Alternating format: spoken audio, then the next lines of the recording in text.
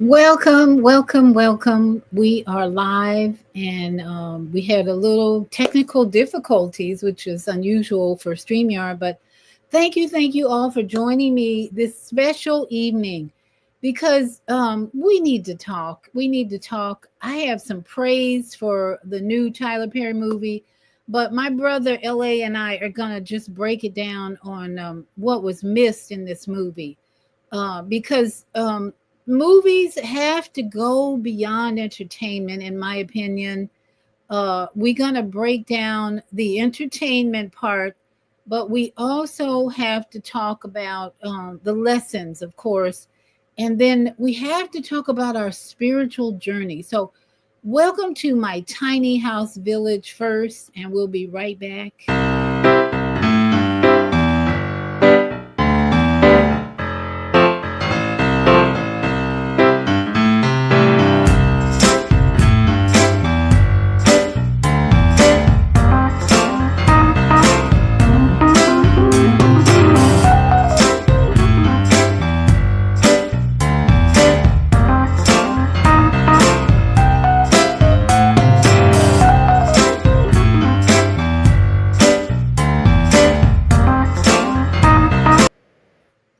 So, come on in, everybody. Welcome, welcome to Viada's Tiny House Village.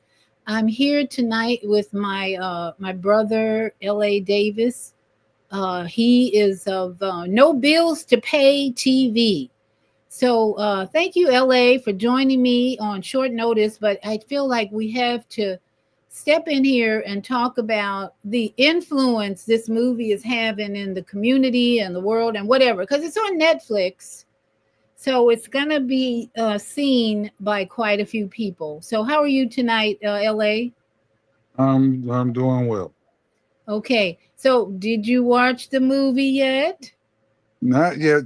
I just saw two trailers, but that's all I need to see to make my comments. Okay. Okay. So for those of you who have not seen it, spoiler alert. Spoiler alert because we got to break these characters down, and most important, we got to break down the meaning and the lessons of this straw. So if you haven't seen it, straw, I believe, represents the last straw. You know, what do you think of, LA, when you if you see the movie a title Straw, what does that bring to your mind? Well, just like you said, what I get out of it without seeing the movie, I just saw two trailers, is the straw that broke the camel's back. In other words, it's can't take no more. Broke. So, as in typical fashion, Tyler Perry is pretty brilliant and creative in that. I think putting together a movie like this, it just takes some brilliance and, if nothing else, creativity. But, however, and the good thing about this movie, before we really get into the critique, people are having discussions about the lessons and the meaning of the straw that breaks the camel's back, right? So let me just give you a summary of this movie. A single mom, a single mom uh, has a child that needs medication. The child gets taken away by Child Protective Services. She gets evicted. All her things end up on the street. She goes back to her job. Her job is the boss from hell, and just curses her out and treats her like a damn slave. And then when she tries to cash her check, he says, "Well, you didn't come back when your daughter when you had to leave work. How many times have people had to leave work to go take care of their children at school? So that was not a thing to do. And on this job, the boss was angry that she had to do that, and she had to leave work to take something to go to her child's school. She comes back looking for her check, and the boss is getting robbed, and gets caught up in the middle of the robbery, ends up killing the robber and the boss. All this is Tyler Perry's creative genius, I guess. and then the rest of the movie, after she gets caught up in a robbery and shoots the robber, and ends up shooting the boss by mistake. The rest of the movie is a standoff inside the bank because she couldn't cash her check because she didn't have an ID. And she still had the gun in her hand, so they thought she was trying to rob the bank. And so everyone was held hostage in the bank for the next hour of the movie, or half hour, however long. And then the worst part, she ends up going to jail. She's going to be in prison because they had to have the FBI and the police show up to stop the standoff in the bank. Now, we're all about solutions here. And that this is my point. I don't in any way want to downplay or minimize the experience that a lot of women have had in this same position of a single mom struggling to take care of her daughter and herself. I don't want to minimize that at all. In fact, my sister was in that position, and both her and her daughter have passed on because of the trauma, the stress that occurred in their lives. But the lessons were just so numerous that you can't deny it. So, LA, let us talk about the practical side, the practical lessons that this movie presents for us. Lessons now. We as a community need to have the lessons in a movie like this. Please, you should never walk away from a movie this traumatic, this sad, this depressing, that you don't have some lessons to drive you on to do things. So, LA, from your male perspective, you're all male here. What is your feedback? What are your thoughts about this type of movie and the message it's presenting to us? Well, from the two clips I saw, trailers, essentially, what Tyler Perry, I wouldn't say it's creative. All he did was he put on film what has been happening in the American, not only American, this global society for the last 20 or 30 years. All right. Now, in this movie, the primary character, played by Taraji B. Henson, is a black woman. That's just a warning signal of what's starting to happen to lighter people, white folks, at least in this American economy. So, for instance, from the trailer, you saw the movie twice. I haven't seen a movie like that yet. But okay, you're talking about solutions. Okay. One, the attitude of being a strong, independent woman, that attitude, that strategy ain't working because she needed help that day. And she couldn't get any help. So, be it men or women, you need to develop some social capital. Because when she couldn't get a check, she couldn't call, Beata, could you help me out? Or maybe I can help you out with $5 or $10. So maybe she needed 9 people to call, to do what she needed to do. So she needed to build some social capital. That is a solution. How do you build social capital? Do things for others and don't expect anything in return, and do volunteer work.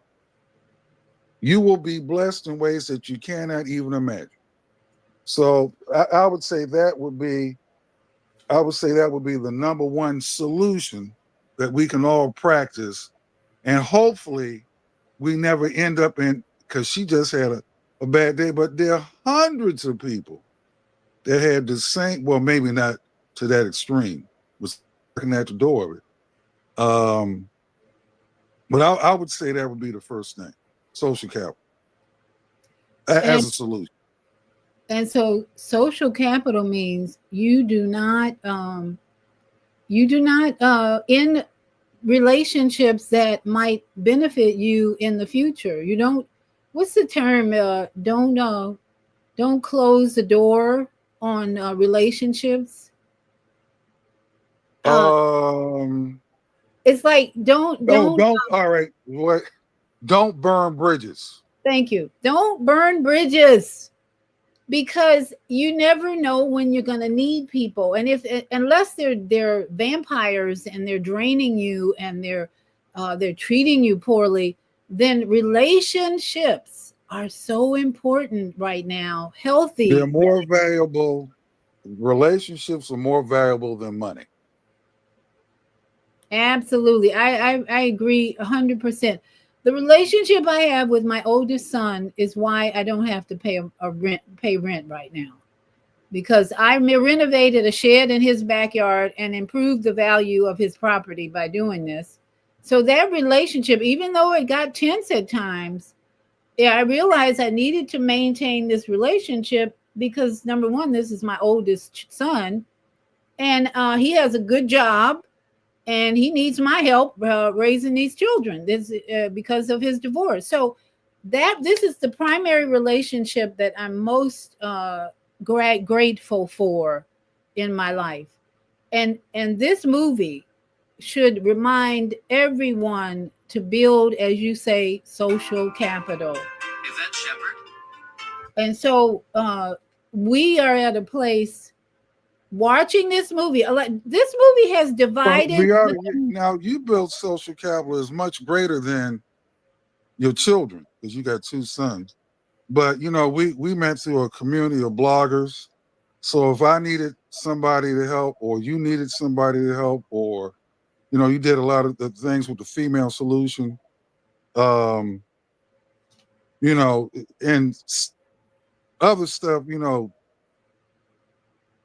You built, going to Costa Rica, going to, so you help a lot of people, and you really never ask for anything in return. And I've known you for about 11 years now.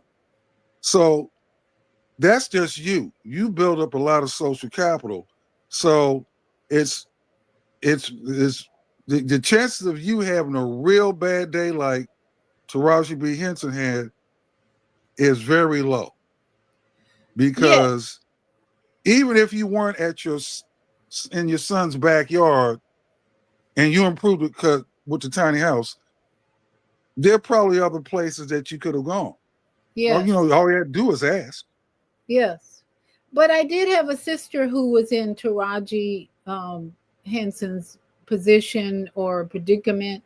And what she had to do was depend on my dad for help because she was a single mom trying to raise her child all by herself. She did have a job, but she ran into some problems in her life where she didn't have enough money to do things, and she had to get my dad's help. So her social capital became, and then the men in her life, which was not, they weren't good relationships. Those men were there sometimes, but not like my dad was there to help her, even when she had her child with a married man. So I saw clearly the drama and the stress that a woman can go through when she has a child and the man is not around all the time. So this was a situation in the I don't there was even no mention in the movie of where the man was, the father.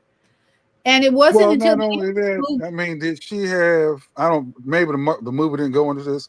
Did she have a brother, uncles, best not friend, friends from high school? nope, Social nope, capital comes in many different forms. nope, nope, nope. The only time there was a hint of a friendship was at her job when one of her coworkers tried to give her some money when she had to leave to go take care of her daughter. She said, "Here, take this much." "Oh, no, no, no, you need that money more than I do." That was the only hint that this woman had a friend in her life that could help her. Or she just didn't have time to reach out and say, "Hey, I need help. I need help." But at the end of the movie, the mother of Taraji has called. She ended up being on the news about robbing the bank and being in a holding hostages in the movie. So all of a sudden, the mother calls her and says, "What are you doing? What are you doing?" The mother calls her to tell her child had died. So again, bad news on top of bad news and just sadness on top of sadness. That's where I got a little teary eyed watching that part, because how much more bad news can a person get in their life in one day? In fact, this was all supposed to be happening in one day of her life.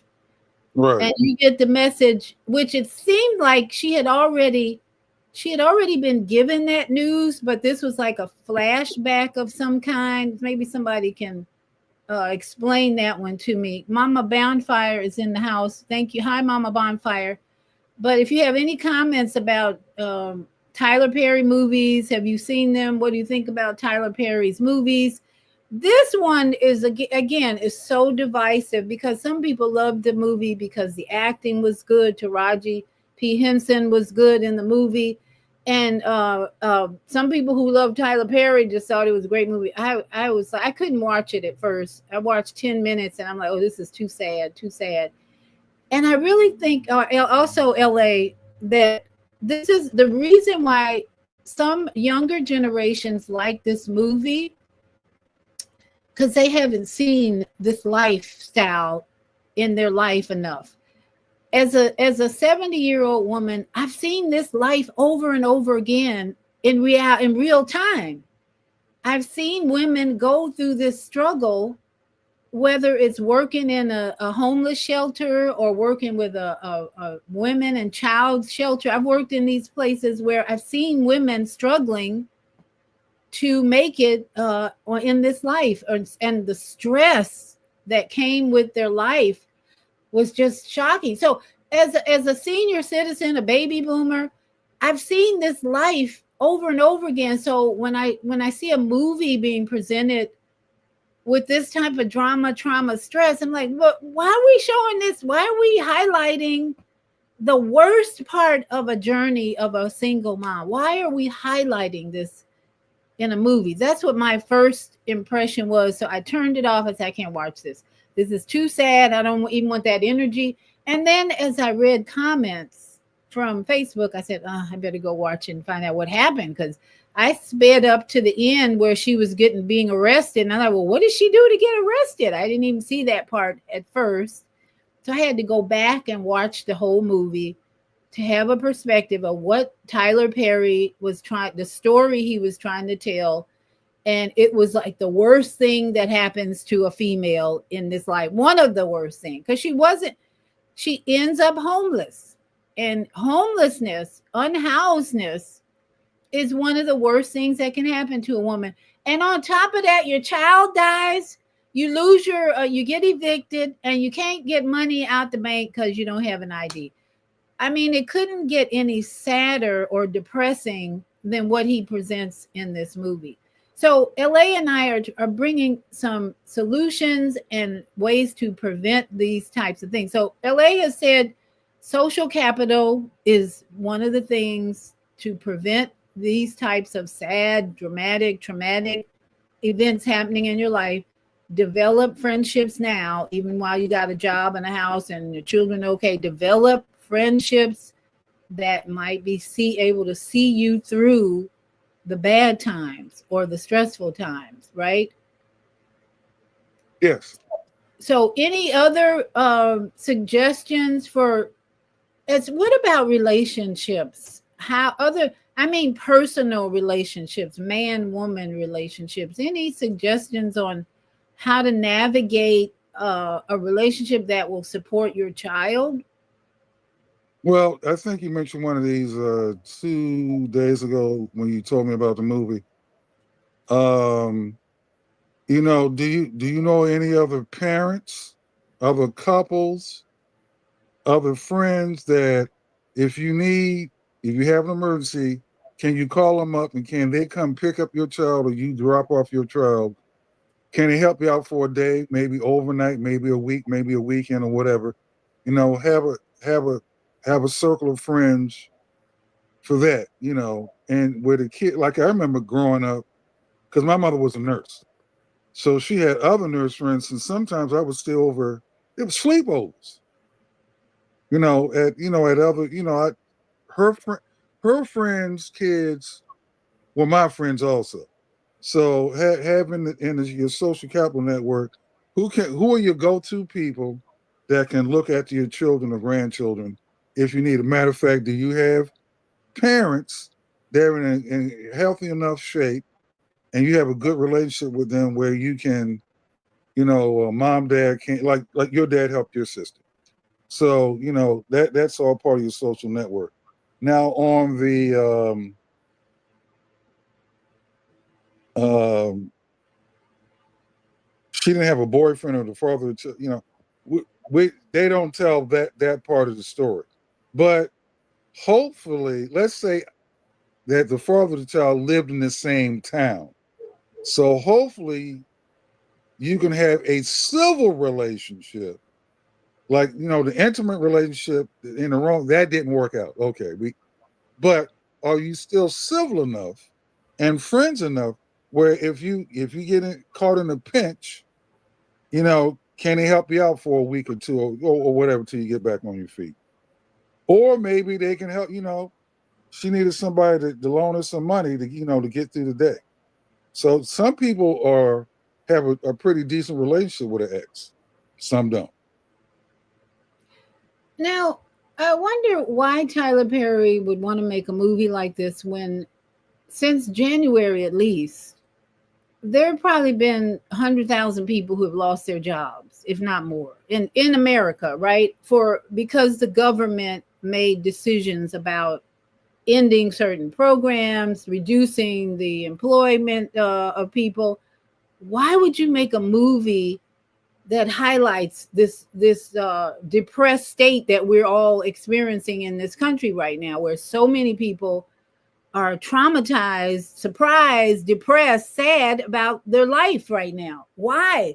So I have to just say he wanted a discussion, trying to be optimistic, positive about this man's idea to put out a movie called Straw, the last straw, that broke the camel's back. He wanted us to have discussions about this type of life that's going on everywhere for, like you say, the last 20, 30 years it's been going on. So here's the missing part of is that Tyler Perry is lacking his spiritual message here, that okay, we are spiritual beings. And Mama Bamfire, who's in the house, always talks about our ancestors. She is connected to the invisible realm of her life. So Tyler, wake up, Tyler. We are multi-dimensional beings. So all of you who love this movie, it's time. It's mandatory. It's expedient. It's absolutely necessary that you start living in a spiritual mindset of consciousness, that you have ancestors who can help you. Okay, Mama Bonfire, I think you agree with that. I just had a story told to me recently, yesterday, a couple of days ago, where a woman was worried about her son who's addicted to drugs. She hadn't heard from him in a week or two, and he usually called her every day, and she was worried, and she was asking her Facebook friends to help her, pray for her. And she came back on the next day on Facebook and said, you know what happened? A friend of mine said, you need to call on your ancestors by name to help you find your son. Do you know, after she put that prayer out, Grandma Jody or Grandma Susie, whatever, I need you to help me find my son. Her son called her within like a couple of hours after that prayer. And she asked him, well, what made you call me after all this time that you didn't call me? And he told her, I woke up and something said, call your mother. Somebody or something, I don't know how he put it, but he just said it came to him when he woke up, something woke him up, and something said, call your mother. And so that testimony is a reminder to us that we need to lean on, depend on, trust in our ancestors who are always with us. So that's number one for me in the spiritual analysis that Tyler missed, that we are multidimensional beings. So how can you make a movie like this and not bring in an element of prayer? Do you know, LA, there was not even any prayer in this situation? How do you do that? There's a lot of movies which depict disaster and nobody's praying. Right, So the right. movies, this is a relay race the way I look at it. So he gives you the movie is reflection of what's happening in real time, and then we discuss it, and then now we take the baton, and then we come up with the solutions. Some are spiritual, some are practical, and you mix them all in together. So So he here's did what he was supposed to do. Now we're doing what we're supposed to do. yes, and that's where we give Tyler Perry credit to bring the subject out, highlight the worst, and then help us to bring the solutions because we know this is real, this is happening. It's not a fiction, really, or that it's no that it's a made up science fiction. It's real. So here's the other thing: you and I had an experience driving in a car where you started having health problems, and one of the things you were reminded to do was deep breathing, right? Yep. This woman, me watching this movie as a life coach, she gets evicted from her apartment. Her stuff, all her belongings are out on oh, where was that? All her belongings were out on the street, and all she does was look up and scream. And my little coach mind was saying, "No, no, take a deep breath. Take a deep breath. You can get over this. This is just, a temporary situation." But no, he could not put it in the script to have her cry out, "God help me. Uh Ancestors help me." That was not in the script. Why wasn't that in the script in 2025 when that is our solution today? If we don't have nothing else to call on your ancestors, call on the creator, but just screaming into the sky and not praying. Okay, maybe she prayed in between, but he didn't highlight that. He highlighted all the drama trauma, but did not highlight the fact that she could have paused, take some deep breaths, and said, "Help me. Somebody help me." No, no. It was she just got deeper and deeper into her stress and her trauma.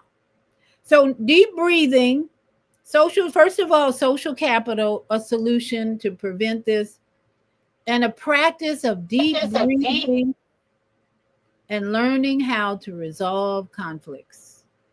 This movie was clearly about not being prepared for stressful situations. So we have to talk about it for the masses that when you have situations like it's highlighted in this movie, you're unprepared. The end of the movie, you're going to jail and prison probably. She gonna end up in prison because she wasn't prepared for the stresses that come in our life. How do you, LA, prepare? I mean, you have gone through so much with after your mother passed, and how are you preparing daily when unexpected events show up in your life from a male perspective? I know what I do. What do you do from your perspective? I would suggest people follow. There's a book by this title, but if you don't read the book, just remember what I'm saying. Dig your wells. Um, yeah, dig your ditches before. Uh, dig your wells before you need water, or dig ditches before you need before it rains. So when it does rain, you'll have a container of more water than you can actually use or need. So that's just you prepare for stuff the best you can through building social capital. Um, because she got evicted. Well, maybe she needs to build a house with a few of her friends, so she'll have a debt-free house, so she won't have to worry about that. Have a social network to actually develop a village. See, she didn't have a village to call it. You got Yeah, everything you need.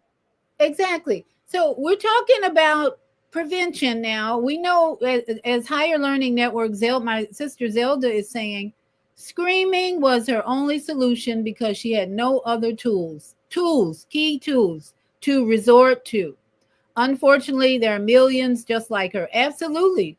That is why we had to do this show tonight because screaming will get you high blood pressure. And screaming will put you in jail for the rest of your life, because look at the path, look at the consequences or the results of screaming. Nothing. In fact, I would say screaming put her into such a stressful depression. It screaming put her further into depression. So screaming may be a release of sorts in the moment, but screaming will bring your blood pressure up, and as what happened to her. I think she went further into depression because she could not practice psychology of adjustments, which is something I talk about on my show on Friday morning. The psychology of adjustments, where Mama Az, I got your, I'll open your mic in just a minute. But the psychology of adjustments, which my dad taught me and talked about, and is that when you hit a wall, like she did, she hit a wall, she lost all her belongings, and she didn't know what to do. She was in such a state of stress that you can't even think clearly. And then when I think she lost her phone or something, something happened with her phone. And Zelda says, dig your ditches before it rains. Never heard that one. Awesome. Yeah. There's really dig your well before you get thirsty. Dig your well before you get thirsty. Okay. Right. It's a good one. So yeah, screaming can be a release of tension, but then deep breathing. That's deep breathing, everybody. Scream. Yeah, go ahead and scream. But then you have to bring your human vessel, the house of your soul, the house of your spirit, into balance if you're going to move forward and stay out of prison, which is what did not happen. I just was so shocked that the end of this movie was like the worst of the worst events that could happen. You're going to jail, you're going to prison. And isn't that what's happening all over this country? With especially, we have an overabundance of black people in prison, and you're going to end the movie sending somebody to prison. Okay, how do we talk about that event happening? How did that come to be? That you're going, the end of the movie is prison. Is that the most depressing, a pessimistic reality that a person can be in? So we've got Mama Az on the line. Oh my goodness. Let me give Mama Az a voice, because I think we all have to have a voice on how do we move forward from this tragedy that Tyler Perry has presented to us, because we can't stay in the victim mode. Oh, poor victim, poor victim. No, we got to move beyond this movie and into solution, solution, solution. So Mama Az, your mic is open. Greetings, family. Can you hear me, Dr. E? Yes, we can hear you. Go ahead. Okay, and greetings to everybody that's on the line. Do you know what, Brother LA? Let me say this first before I see what I call in for. Social capital is great. However, like you referred to back in the day, this is a new timeline. Brother LA, somebody's trying to beep in. They'll stop in a minute. This is a new timeline. You have to be extremely careful. Even your best buddies. You don't know what they're walking with. And when I'm saying what they're walking with, I mean entities. That was an entity-filled person that decided to eliminate in Vegas family, a man and a woman, husband and wife, YouTubers. One YouTuber had a beef and eliminated the husband and wife. He was walking with entities, family. Okay, I guarantee you he was. And when you have social capital these days and times, Brother LA, you don't know who's walking with entities, and I've seen them in certain people, around certain people. This is no joke. Since I've been in Arizona, it's like being in the sweat lodge, purification. And that's what's going on here in my campsite. So getting to Tyler Perry, he didn't have the consciousness, Dr. V. Absolutely. He was dead as Fred, because otherwise, if he had been conscious, he would not have presented that film without calling on the ancestors, the Most High, whoever you call to. He wasn't there even equipped with the knowledges to even do that. So you have to pay attention to everything and everybody, because this is a new paradigm and people are walking with many entities, and that's a fact. Pay attention. You'll see some things. Thank us, Dr. V. Yes, I agree that social capital has to be developed over a period of time. You have to have conversations with people to discern whether this person is here to help you or going to be a bloodsucker or who's here to harm you. You're right, Mom Maisie. You have to be careful with any relationship in your life where you're discerning this person is not looking out for my good. So that's what it's taken for me over a long period of time to have good social capital, where I can travel to another city and someone can put me up in a hotel and pay for it and all that. That's the social capital that I've developed since high school. I had friends from high school who are still in my life. They like making a whole lot more money now. And when I travel, they put me up in a hotel so I can have a few nights with a king size bed and all that, because I have my twins.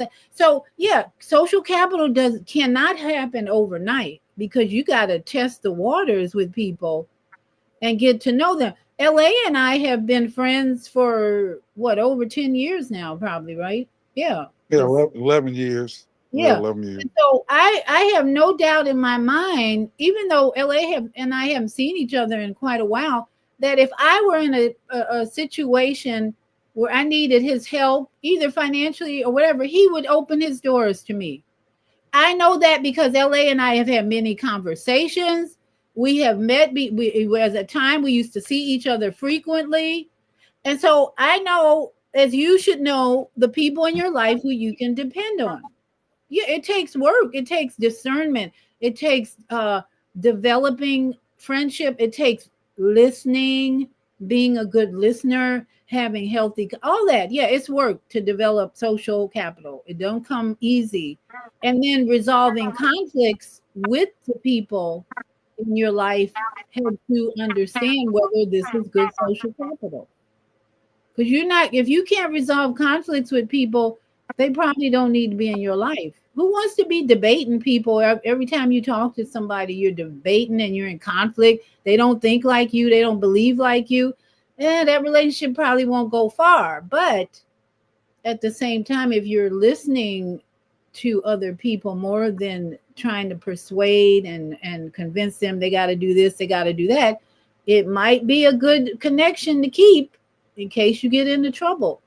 You're spot on, Mama Maisie. Tyler Perry has a lack of consciousness, and that's why it's hard to even say he's making good movies, other than he is creating conversation. He is causing people to talk about situations that are very distressing and sad and depressing and all that, so that we, the conscious ones, can come up with better solutions. Because the one solution that I'm suggesting tonight, called talking to your ancestors when you need help. How many times, Mama Maisie, have you called on your ancestors and they've given you help? All the time. All the time. Dr. all the time. I was at Miracle Valley yesterday, and it was so amazing. I had to call on my ancestors to make sure that the way was paved and the gate was open, you know, because I have a history with those ones there in Miracle Valley. So, yes, all the time. So here's an example. If Taraji Henson had called, when she came back and saw all her belongings on the street in the rain, and if she had looked up and said, "Oh, Grandma Josie, please help me. Oh, Grandpa Samuel, please help me," I would bet I would be willing to bet, and this movie could have been written that way, that she could have gone back to her job and those robbers wouldn't even showed up, and her boss would have handed her a check and gave her a bonus. That's how the ancestors work. They're going to give increase, not decrease in your life. Instead, her screaming and not calling on anybody, at least the way the script was written, she goes back and it's worse. She kills two people and then she's off to the bank to be hot to hold hostages. This is unconsciousness at its best, you know. No call to the ancestors, so you ain't getting no help. Because they're our ancestors, Mama Z. I think, you know, if you don't call on them, they're not going to help you. They're not going to force their way into your life. And the angels and messengers are not going to force your way into your life. You have to ask for them to come in. You have to invite them in, welcome them into your life, right? Yes. Yes. I wish he would write a new movie and put some conscious behavior in it, because that movie could have had a happier ending.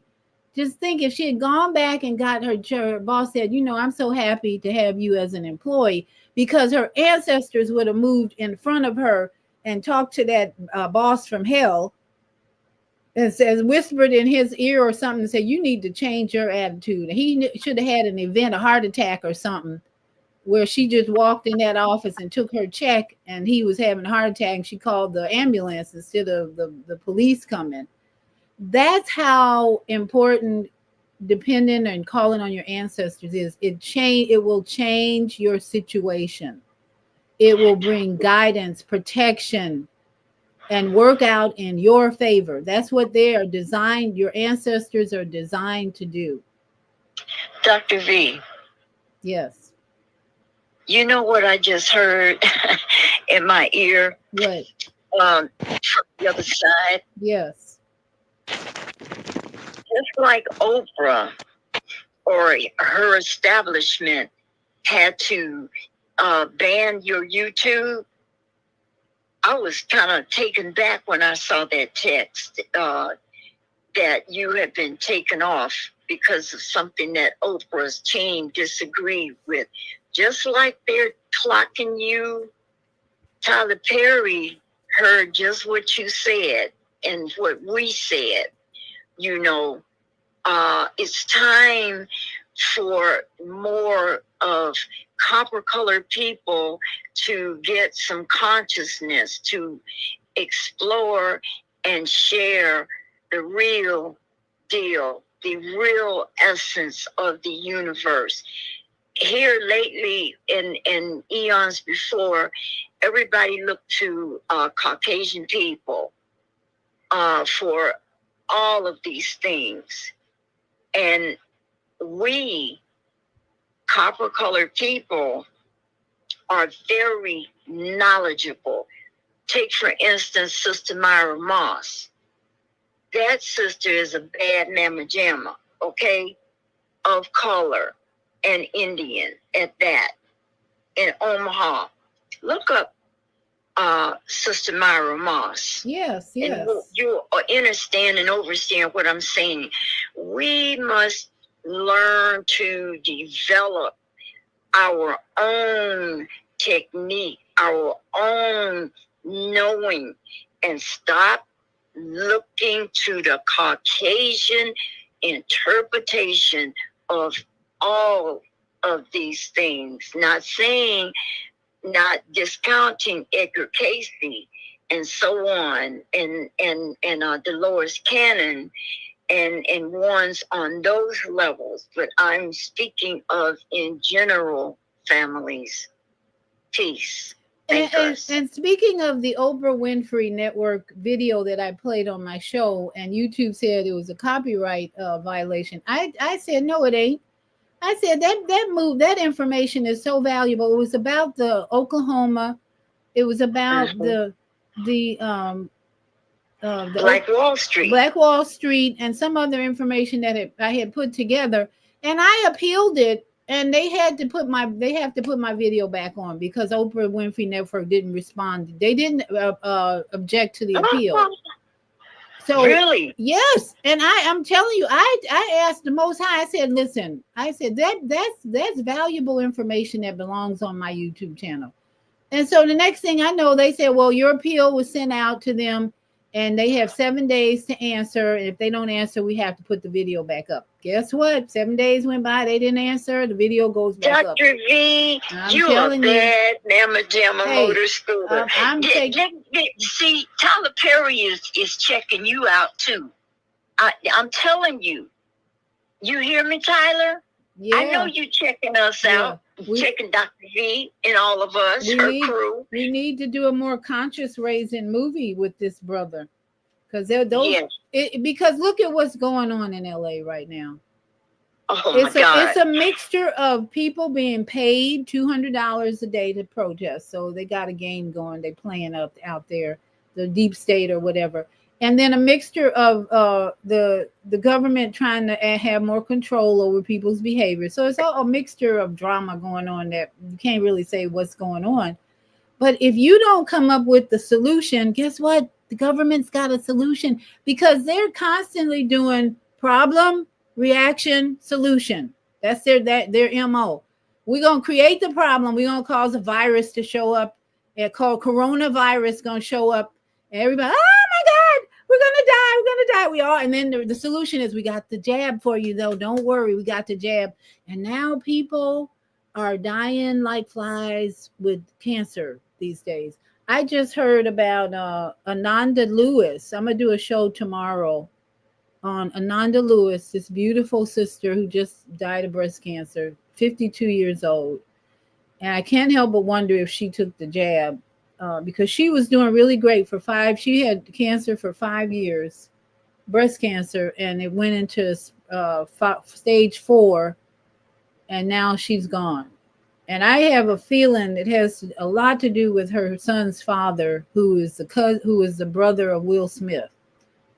So I'm gonna break it all down. G, yes, I think she did take the jab. I think she did. Family, let me say something. Just put this in your peace pipe and drum smoke on it. I had a major procedure. I can't remember, maybe in 2021, and it's 25 now. I'm having issues mentally with my body. And the procedure and all that I went through, it goes back to what they put in my body while I was under. Be very mindful, family, especially if you look like me and Dr. V and Brother LA. You be careful about going under the experimental knife. I'm serious, because this is no joke at all. Be mindful and pay attention to everything, especially when you allow yourself to go to the ER and under some surgeon who really chooses not to give a shit about you, just the money that they get. Thank you, Dr. V, for allowing me to voice that, because this is getting serious. Yeah, and that's why Tyler Perry needs to step up his game and stop producing these entertainment only movies, even though we're going to be discussing it and taking it to the next level. Thank you, Tyler Perry, for giving us the basic trauma reality. But now we got to take it to the next level and let people see the need to prevent and bring solutions. Now, I had a friend, just as you said, Mama Az, I had a friend who had surgery for her uterus. She had growths on her uterus. She had to have surgery to have them removed. It was laser surgery too, of some kind. It was minimal, and they put her under for about an hour. You know, an anesthesiologist put her under for an hour. So she got the bill. She got the bill like a couple of weeks later, and they listed all the drugs that they used when she was under. Do you know they put so much fentanyl in her body that she was shocked at how many drugs they used just for an hour of what we thought was a simple surgery to remove growths in her uterus. And it was only an hour surgery. It wasn't like it was 6-hour surgery, but they used, and they put it on the invoice, fentanyl to take her under. Now, what was the purpose of that? They ain't got no other drug but fentanyl to put in your body. And it took her at least 2 or 3 weeks to overcome the anesthesiology process, all the drugs. She was not herself for a long time as far as her body feeling normal again. And then just getting over the surgery and scar tissue developing and all that. So, yeah, you're right, Mom Az. If you go and have surgery, whoa, be careful. You better be prayed up. In fact, again, ask your ancestors to protect you while you're under the knife and while they cutting on you, because anything can go wrong, and it might be your time to leave the planet because you didn't ask your ancestors for help. Dr. V, did you know that fentanyl is the top drug that the paramedics use when you're in pain and they come and get you and you ask them for a pain shot? That's the number one. They give everybody just about fentanyl. You research it, and I gotta research and see about getting my surgery, what all they use. We got to talk about this at another time, Dr. V.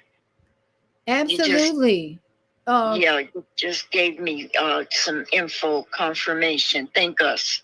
That is why we have an opiate epidemic, because they have such an excess of fentanyl that they using it on anybody and everybody, and when they have a chance. So my new book, let me post my new book here, because people every day are dying from cancer and coming up with the solution that they think is to have more poison, chemotherapy, and radiation. In fact, Ananda Lewis, who just died, I found out at the end she took some chemo and radiation because I don't think she dealt with her relationship conflicts. That's my opinion, or my thought on why she left here early. Plus, maybe the fentanyl.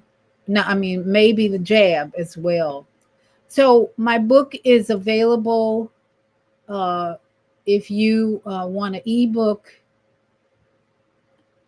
you can get it go to my website, yourholisticlifecoach.com, and for $8, send a Cash App, and I'll send you the PDF, because Ananda Lewis, who I'm going to talk about tomorrow, is the person who's in my book. She's not her exactly, but I met so many people like her who had this disease, and they told me about their past and how they created the disease. And so I put all those people in this book to show you how your lifestyle creates the disease and how you can overcome it by listening to the master design and learning about the master design. So if you buy it through through an email PDF, then I'll send it to you and you can share it with other people. If you buy it through Kindle on Amazon, which is also available, you won't be able to share it. So I'm asking and promoting it as a ebook, as a PDF. so that you can share it with other people, because it's going to get worse. I've already been to one funeral last month. It's like, how many funerals am I going to have to go to? But that's what we can expect, I'm afraid, because of all the confusion and jabs and the stress, like Tyler Perry movies that stresses people. The stress that he's describing is what's causing people to go on drugs. You imagine if that woman did survive, and she didn't have to go to prison because her child died, she probably would have been on drugs from the emotional pain, because that's what happens with people in her situation. They usually turn to drugs for the emotional pain that they're suffering. So I want to just again encourage people to consider what LA and I are suggesting to prevent this type of lifestyle or this life.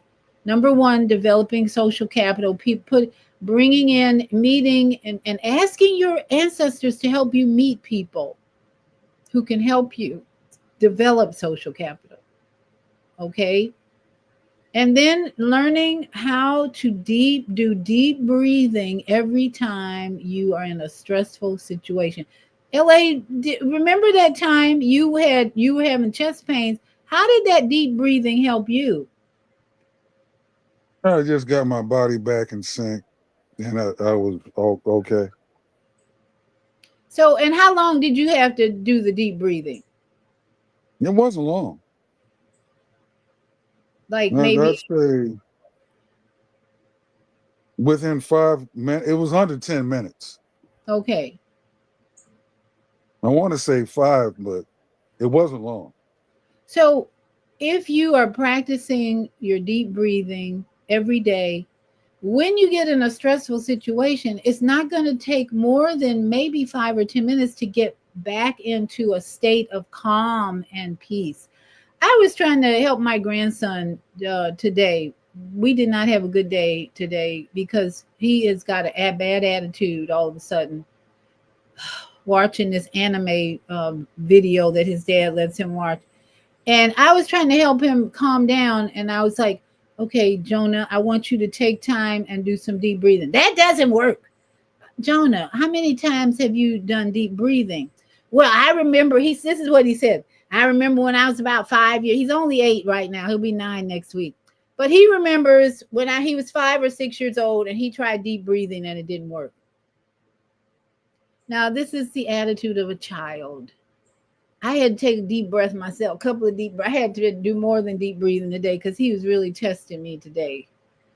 And his dad was trying to work in his room and he was yelling at me. And anyway, a 5-year-old says he tried deep breathing. At that point, he said he tried it and it didn't work. And now he's 8 and he doesn't want to do deep breathing. He'd rather yell and scream and call his mother. That's his idea of a solution. Now, this is the mature attitude of a immature attitude of an 8-year-old. How many adults out there think just like him? You know any adults like that, LA, where you tell them to try something and they say, well, that's not going to work. There's a lot of adults like that. But you gotta, now I'm not a parent, so you know about that because you raised 2 children. I would say you got to check them when they're young, because if they're not checked when they're young and they go unchecked, that it could blow up in their face 20, 30, 40, 50 years from, and that happens to a lot of people.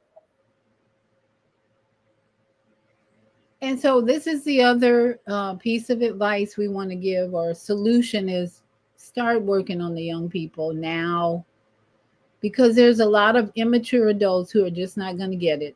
And they're going to be like this person in the movie, Anaya, I forget her, whatever her name is, Taraji P. Henson's character. They're going to be screaming and ending up in prison. And that's the reality. Go ahead. Let's look at this movie this way. Her character. What if she grew up Amish? She wouldn't have had a day like she had. Amish people don't have days like that. Has she grown up Mennonite, Hutterite, 7-day Adventist, or let's go over to the continent of Africa. Has she grown up in tribal Africa where they do things by clan? You know, if you want to go to college, the clan sends you there. Now they have a politics to it, but had, like I say, there are cohesive black groups that they don't have those problems. But she grew up in the American culture under the thing of being independent and being a strong black woman, and I don't need nobody. And then look what happened to her. Like I said, had she grown up Amish and Mennonite, that wouldn't have happened. So it's like the culture that created this character in Straw is what we have to change. Right. The culture is damaging. Look at the Diddy. We can bring up Diddy. Diddy's a great lesson for us to change, make changes. We are seeing all the behind the scenes activity of drugs and alcohol and crazy sex.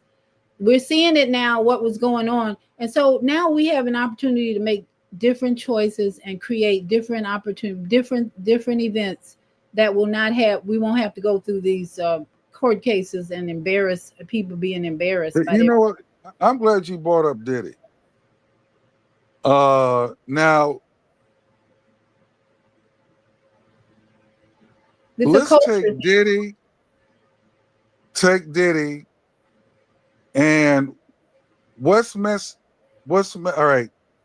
There's debauchery. You can't name a political family, a royal family, or a religious institution like the Catholic Church. You know, that's an institution. Right. They had the same type. There've been people in those institutions who have been debaucherous for centuries. But the thing is, within that culture, okay, they look at, wait a minute, we don't kill the goose that lays the golden egg. In the case of Diddy, they're killing the goose that laid the golden egg. They built a $1 billion empire, but they got something American. We're litigious, we're greedy, because in like Cassie Ventura, whatever her name is, she got $20 or $30 million, but they went back to the well trying to get more, and that's when the federal case came about. But so yeah, like I say, you can't name any institution from the Roman Empire to whatever. There's always been debauchery, freaks, Absolutely. whatever you want to call them. But Absolutely. the one thing that they learned early on, you don't kill the goose that laid the golden egg. In the case of Diddy, they didn't kill the goose. They won't be billionaires anymore. And well, and all of this, the problem is the drugs, alcohol, and the love of money. And you and I are promoting a minimalist lifestyle and redefining what poor and rich really means. So tell people True. about your no bills to pay TV program, because what type of lifestyle are you promoting with no bills to pay? How do you have no bills to pay in America, where I'm debt is glad the you. only way, that debt's the I'm only way glad people you live. asked. I'm glad you asked. Let's start off with the Amish. Okay, the Amish, when they build the homes they live in, don't have mortgages Right. because they get together with friends and family and they build a house. So they don't need the government. They don't have a mortgage, so they don't have any mortgage payments. They don't have any or rent payments. So that's a couple of the roof over their head. That's one bill that they don't have to worry about. They grow their own food. Now, if an individual family doesn't grow everything, because nobody does, fruits, vegetables, meat, what have you. So they don't have to go to Whole Foods. They don't have to go to Publix, Winn Dixie, Giant, Safeway. So food bill is minimal, okay, because they grow this stuff, or they have friends and family that grow stuff. So they eliminate that. Solar. Now some don't go solar, but if they have solar panels, the sun generates the electricity. Because the Mennonites, which are close to the Amish, they have the flat screen TVs, they have the cell phones and all that. So um, that's how that's taken care of. So essentially, if you live a minimalist lifestyle or learn how to do that, you basically have little or no bills to pay. And so eviction for her in this movie would not have occurred if It she wouldn't have happened if had she had she built her got own together house. with exactly. So that's the one of the lessons. Instead of standing there screaming, they threw it. It's time for you to find somebody who can build you a house, or you can build your own house. Find somebody. Well, And even though she lost her car, I look at all the people living in storage well, units. hold on. Let's back up, Beata. The house that you live in now, it was a shed, Right. but all right. How many people did you helped you get that shed into live-in condition? Well, I had a contractor who hired people to do the plumbing and the septic connection and all that. So I had to hire a contractor. That one person hired out, people to do what needs Okay. doing and to put So you things in had a the wall. contractor. Yeah. You had your ex, your one of your sons, if not one of your sons, and then yourself. So it did you didn't have to get a mortgage. Oh no. Oh no. No, no, no. And None of that. yeah, I put in the floor in here. I actually put in the new a floor and painted the whole thing and put in shelves and bookcase. So I did a lot of the work, and this was in my 60s. So this woman, Taraji's character was probably in her 40s, maybe 30s. I don't know. But the screaming, the scene where she's screaming was such an eye-opening awareness that you need to change your life, and you would not have been evicted if you had had social capital, or if you had had the mind to say, how can I change my lifestyle so I will never be evicted again, even if you were evicted? How many people have been evicted and turned that around, and even might even became millionaires at some point? But that would not be the end of your life. But all her stuff scattered in the rain, he just dramatized it to the point of ridiculousness almost.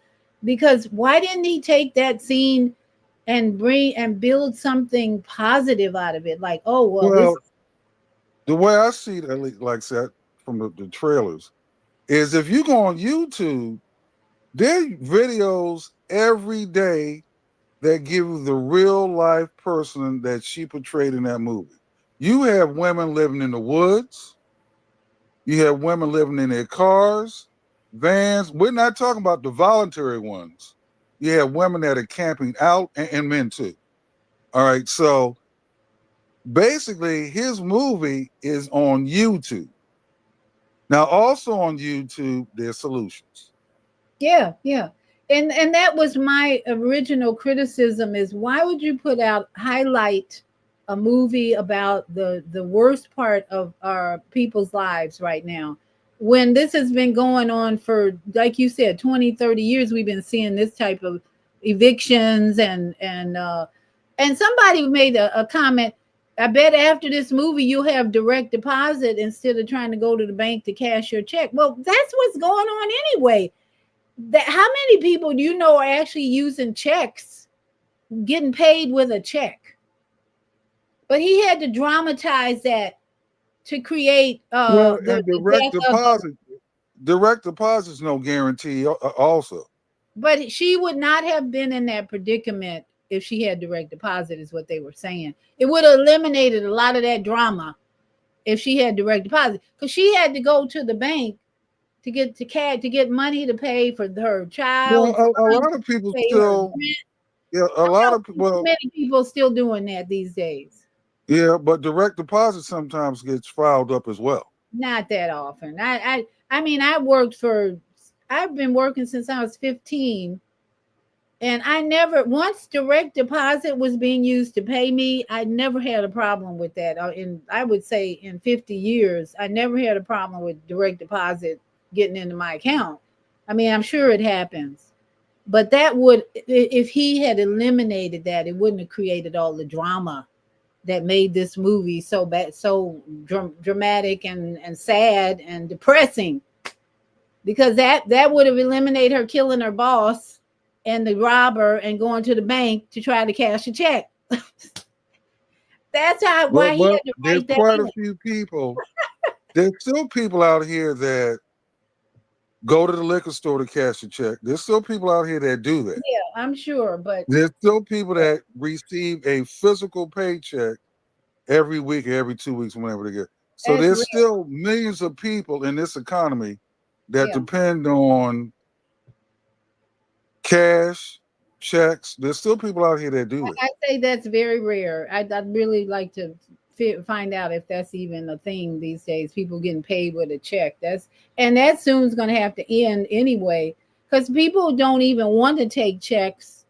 When you who is writing checks to pay for anything these days? Checks are obsolete. Well, I got a creditor that now they just recently do Zelle, but I don't do Zelle.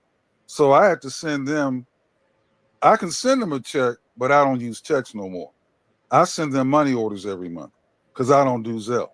Yeah, that's old school, but some people still haven't moved out of that lifestyle, which is okay. But we're just saying what Mm. happened in this movie could have been prevented if she had not had to go and take a check, go get a check cashed at the bank, which is something that is rare these days. People don't even that's why, okay, just to look at how banks operate these days, they got one teller in the bank. You go in the bank these days, they don't have a line of tellers like they used to have.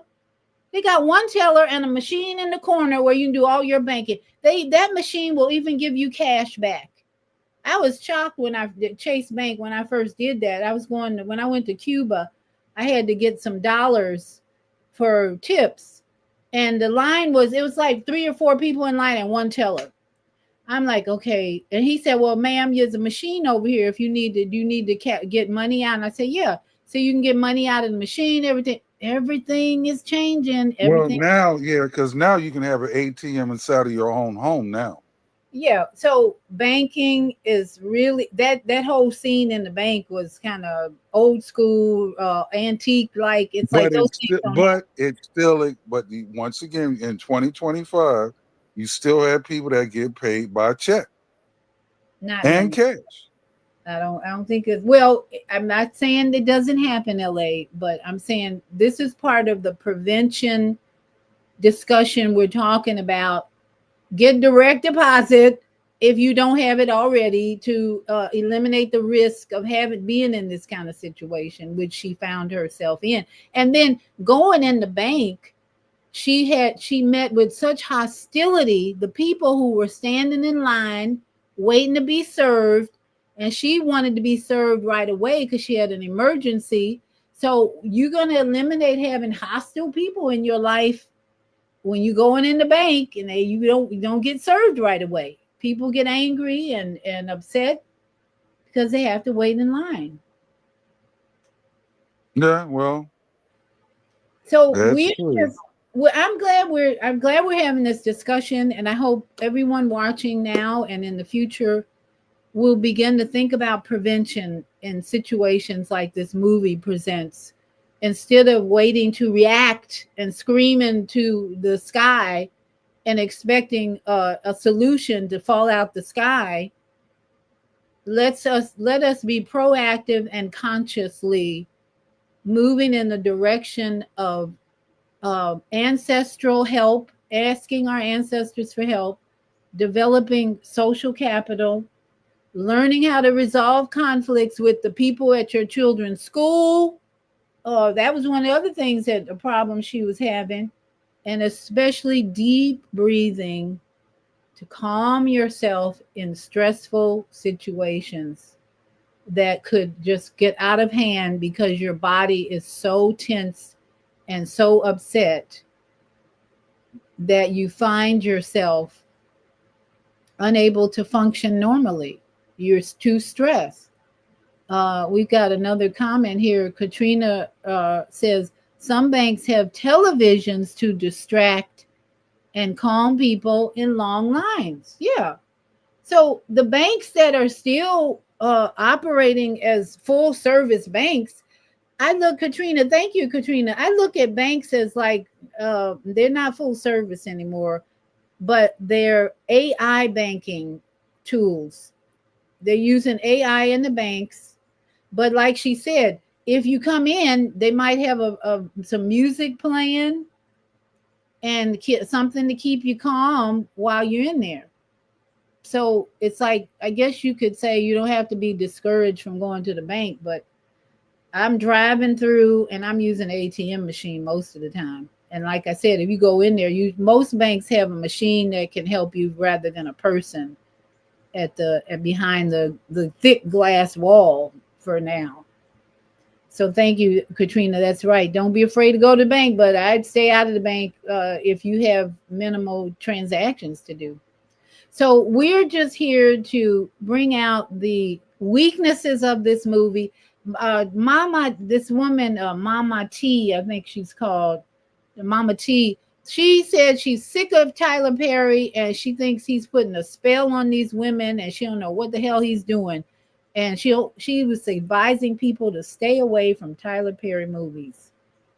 And I'm thinking the same thing, but at least we are motivated to discuss what the weaknesses of this movie was, because a lot of people, oh, it was a great movie, he did a great job, and I'm like, oh really? Well, he did a great job of stirring us up to have a talk about what he missed, and most of it, to me, he missed the spiritual element of using our ancestors when we need help, and being able to have a mind that says I can adjust to different situations by using breathing and essential oils. Oh, imagine if he had a therapist in there somewhere for her. And since she went from one chaotic situation to another, to another, to another, with no intervention in whatsoever, until it was time for the end for her to go to prison. I wouldn't advise anybody watch this movie unless you just have nothing else to do and you want to be sad and depressed for a whole hour and a half. We're breaking it down for you. It's a very sad movie, depressing movie. At the end, I even got teary-eyed thinking about my own sister and how her life was just as miserable at the end. So if you want to be watching, entertained with sadness and no solutions, pass on, forget it, and come back and share this message with your friends so that we as a people can raise our consciousness. Dr. V. Yes, ma'am. Go ahead, Mom AZ. Do you know what occurred to me? A lot of that movie is part of Tyler Perry. It is him. He's putting to life those aspects of him. Put that in your peace pipe and drum smoke on that. That movie was aspects of Tyler Perry's personal life, you're saying? I bet. Yeah.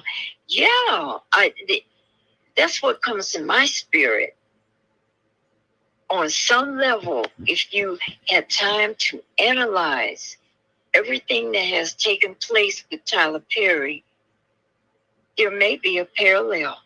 Well, and some brother on Facebook said Tyler Perry hates women.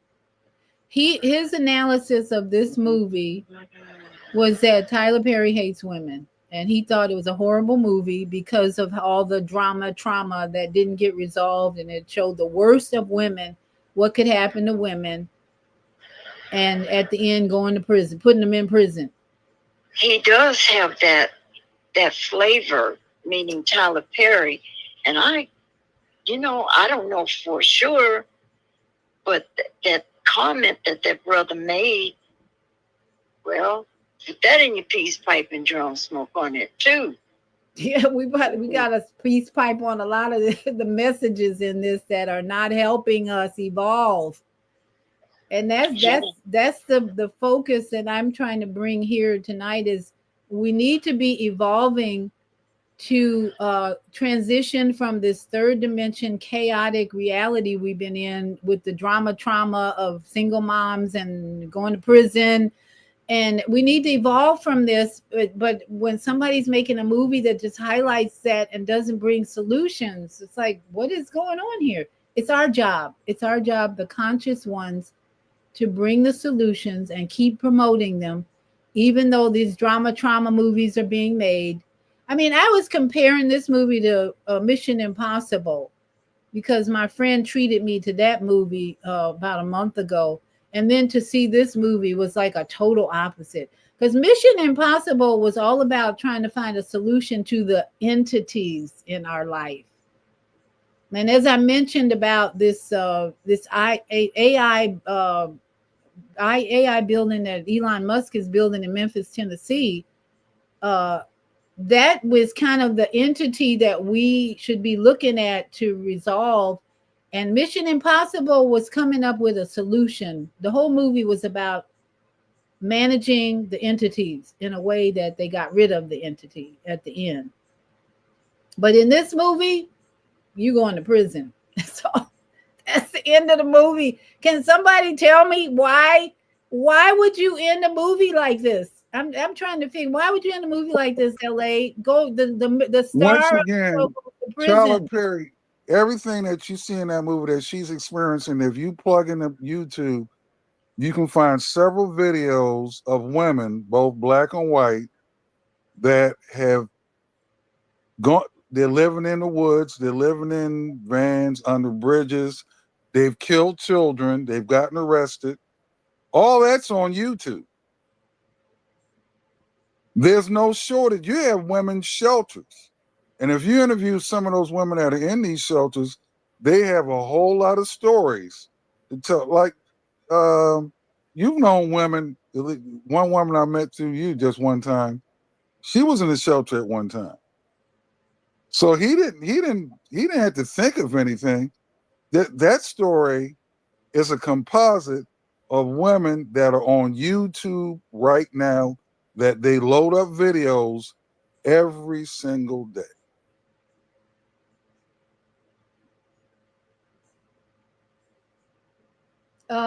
Katrina's asking Katrina, if you have my number, just call my phone number, my cell phone number, but I'll put it in the chat.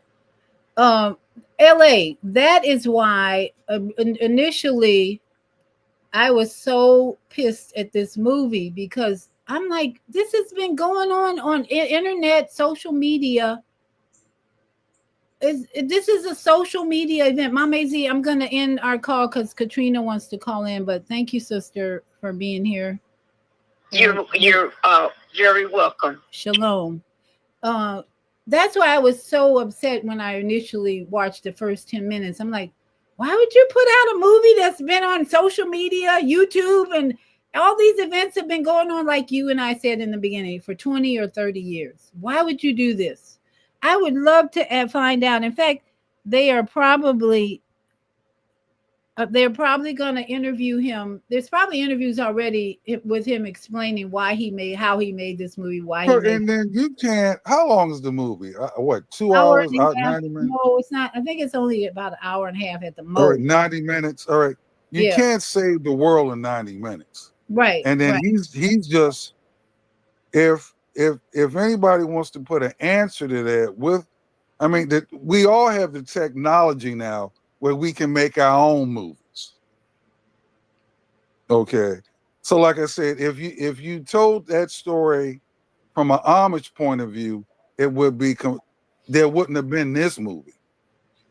Yeah, exactly. But in the black culture that he's presenting, this is how bad it is. He's actually saying to the world, this is happening in the black community. And as Mama AZ said, I think this is his story that he's presenting in his life. So we've got Katrina is on the line. Katrina, your mic is open. Hi, Dr. V. Hey, how are you?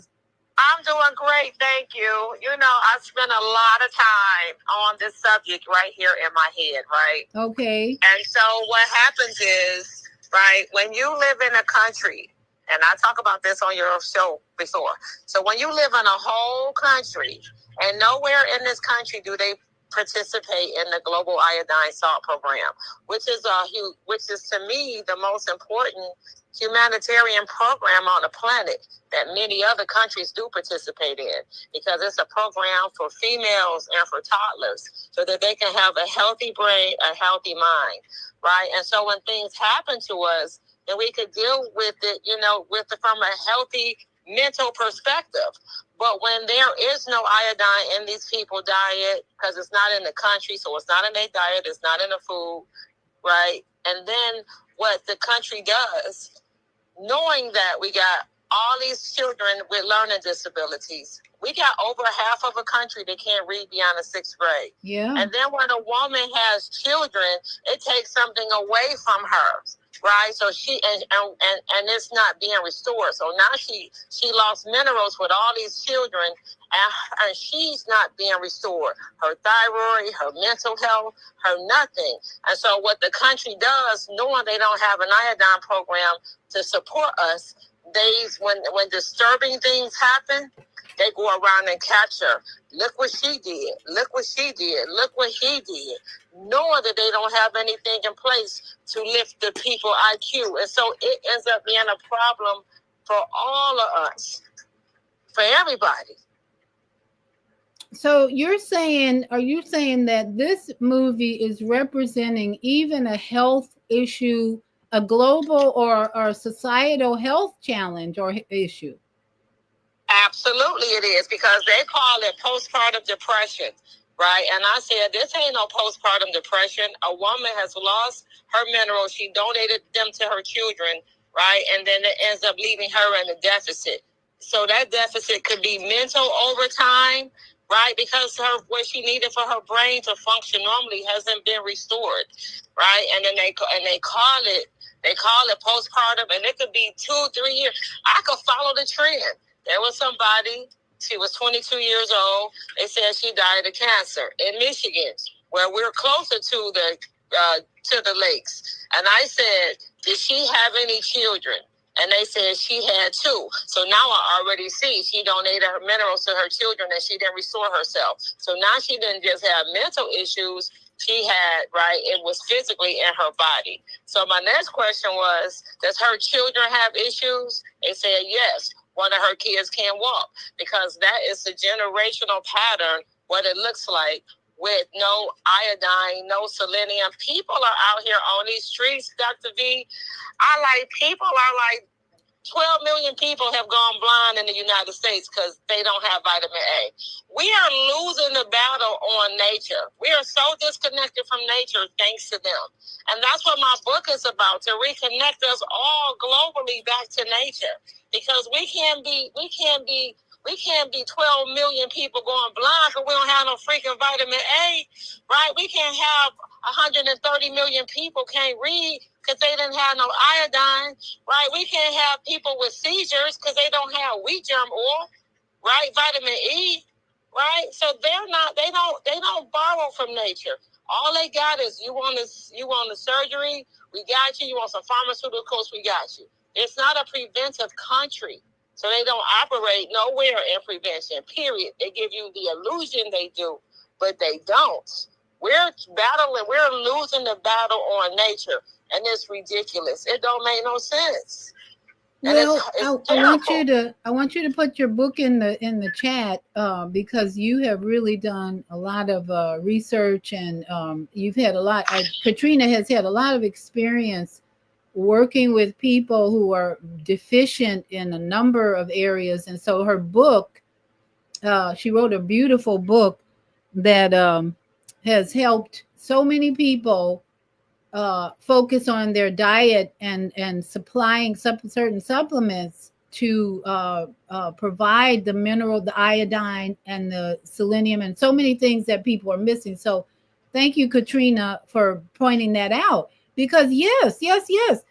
Please put that your book title in the chat, because in the movie you can, people, for people like us, professionals like us who are aware of the deficiencies in our community, especially, and then the stress that is causing even more physical health problems, then it's important that we bring the solutions that we're bringing. Katrina with her book, and I'm going to be on tomorrow morning talking about breast cancer, because a young woman who died, Ananda Lewis, is just so sad. I'm going to talk about some of the root causes of her journey, and why she died at 52 of a disease that she had really had control over for the last 5 years, and she looked so healthy.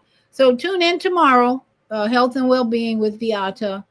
I'll be talking about, and I'll be really honoring this beautiful woman and her journey with breast cancer, and how we can again prevent it, and what her journey has been like. So, LA, any final words wrapping up the movie Straw, and how we can take what we can take from this movie that's most important right now? Become a minimalist. Absolutely. Absolutely. And thank you, LA, for that, because the suffering, the stress, the depression, the sadness, you don't have that, all those emotions, when you have very little to take care of, and you have very little debt, responsibilities goes away. When you don't have a whole lot of possession, the more things you have, the more problems you're going to have. You got to take care of all that stuff.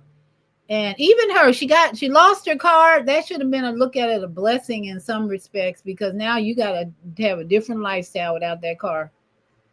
So yeah, thank you. Becoming a minimalist might be the ultimate solution to a movie like Straw, where you have nothing but sadness, depression, and stress in your life, because of all the choices that you've made up to that, and the lifestyle you promoted up until now. So everybody, please don't worry about seeing the movie. We just gave you the rundown of it, unless you just want to be sad and depressed for a whole hour and a half. Just remember that this lifestyle has been out there for too long, and it's up to us to evolve and change it. So thank you, LA, for joining me and giving your wisdom and your perspective. And we'll see you tomorrow. And Katrina has posted her book here as another solution. I see this as another solution. Let's see, where did that happen? Another solution to this sadness and depression that was presented in this movie. Her book is called Stolen Intellect: Recovering the Missing Link to Generational Health by Katrina Ravenel. Bookbaby.com is where you can find it. All right. Thank you all for joining me tonight. I know it was short notice, but it just, I had to get that off my mind and say there is a solution, and straw ain't the last straw. That ain't the answer. So everybody, shalom and namaste and Sat Nam. Love you.